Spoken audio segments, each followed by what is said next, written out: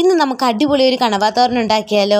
അതിനുവേണ്ടി കണവയെല്ലാം നല്ലതുപോലെ കഴുകി വൃത്തിയാക്കി എടുത്തിട്ടുണ്ട്. ഇനി അതുണ്ടാക്കുന്നത് എങ്ങനെയാണെന്ന് നോക്കാം. ആദ്യം തന്നെ പാൻ അടുപ്പിൽ വെച്ച് എണ്ണ ഒഴിച്ച് ചൂടായതിനു ശേഷം കടുകിട്ട് കുറച്ച് കറിവേപ്പില ഇട്ട് അതിലേക്ക് കുറച്ച് ഇഞ്ചി വെളുത്തുള്ളി ചതച്ചത് ചേർത്ത് കൊടുക്കണേ.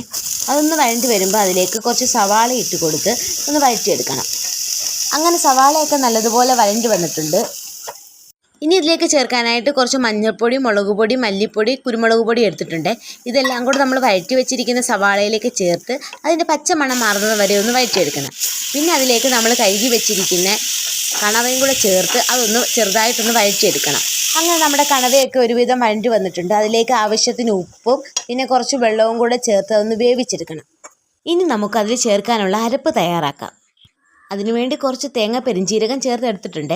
അതൊന്ന് ചെറുതായിട്ടൊന്ന് ചതച്ച് നമ്മുടെ വെന്ത് വന്നിരിക്കുന്ന കണവയിലേക്ക് ഇട്ട് കൊടുത്ത് ഒന്ന് ഇളക്കിയെടുക്കണം. അപ്പോൾ നമ്മുടെ കണവ തോരൻ ഇവിടെ റെഡി ആയിട്ടുണ്ട്.